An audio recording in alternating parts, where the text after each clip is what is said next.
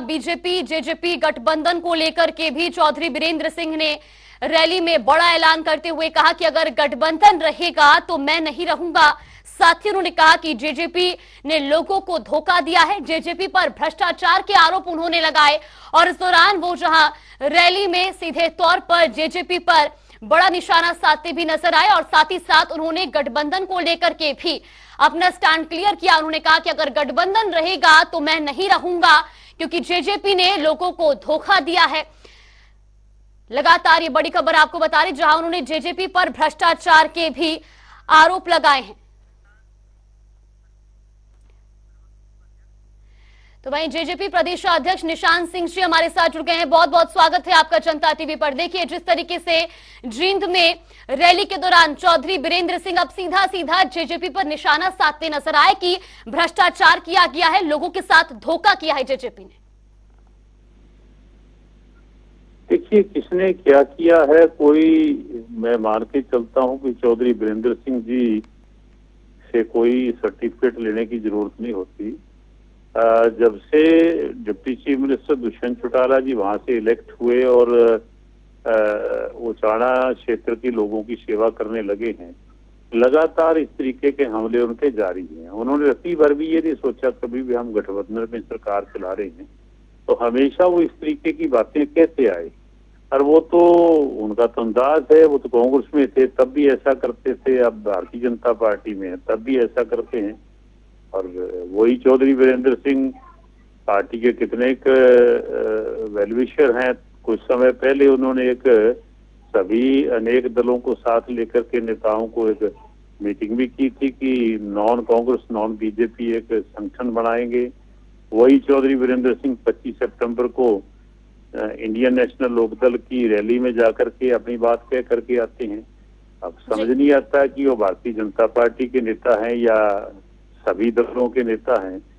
तो जो कहते हैं वो तो पार्टी ने उनका आंतरिक मामला उन्होंने देखना है, लेकिन मैं मान के चलता हूँ कि वो सिंसियर नहीं होते, कभी भी उनकी बात को सिंसियरिटी से नहीं लिया जा सकता। बिल्कुल निशान सिंह जी, देखिए सुरान जहां वो साफ तौर पर कहते हुए नजर आया कि जितना धोखा जेजेपी ने दिया है उतना किसी राजनीतिक पार्टी ने नहीं दिया है। क्या आपको लगता है कि उनके इस तरीके की बयान से या इस तरीके के जो ऐलान उन्होंने किए कि अगर गठबंधन रहेगा तो वो नहीं रहेंगे पार्टी में, तो आपको लगता है कि इससे आने वाले समय में पार्टी को कोई नुकसान पहुंच सकता है या जेजेपी को नुकसान पहुंच सकता है?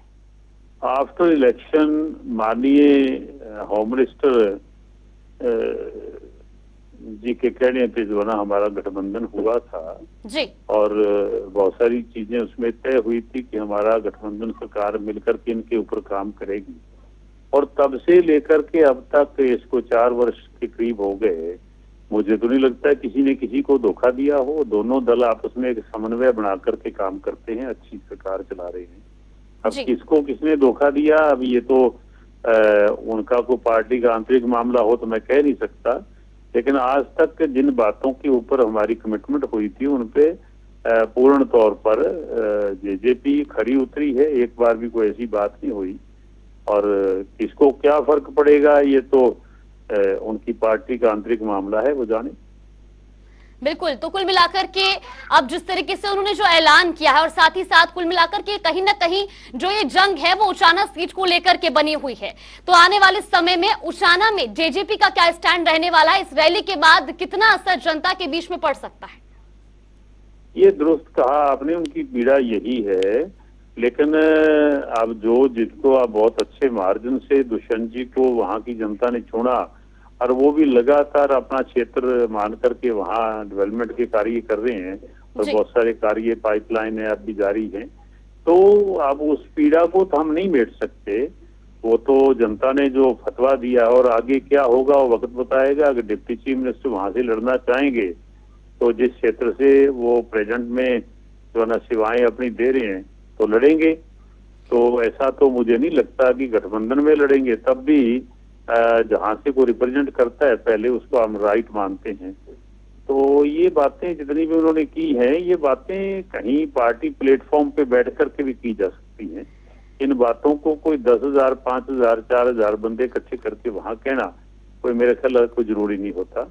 अगर उनके पद की उनकी जो पुराना जितने वर्षों से वो एक सीनियर लीडर के तौर पे काम करते हैं जी। उसको देखा जाए तो उनको पार्टी प्लेटफॉर्म पे ये बात करनी चाहिए। बिल्कुल। निशांत सिंह जी, एक आखिरी प्रश्न आपसे करना चाहूंगी। जिस तरीके से उन्होंने अपना बयान दिया कि अगर गठबंधन रहा तो मैं नहीं रहूंगा, और वो बीजेपी पार्टी से ही आते हैं, तो उनका इस तरीके का बयान क्या गठबंधन पर कोई असर डाल सकता है? क्या आपको ऐसा लगता है? कि क्या असर डालेगा? तो चैलेंज होते हैं, और चैलेंज कभी भी गठबंधन को एक व्यक्ति नहीं करता, गठबंधन तो पार्टी नेतृत्व करते हैं और बहुत सोच समझ करके करते हैं। हमें जब भी गठबंधन के लिए मैसेज आया, हमने अपना सारा सोच समझ के पार्टी में बात करके गठबंधन को स्वीकारा भी, और गठबंधन धर्म को निभा भी रहे हैं। अब किसी जी, एक व्यक्ति के कहने से इन चीजों पे क्या असर होता है? बिल्कुल। बहुत बहुत धन्यवाद आपका हमारे साथ जुड़ने के लिए। Thank you, thank you. तो लगा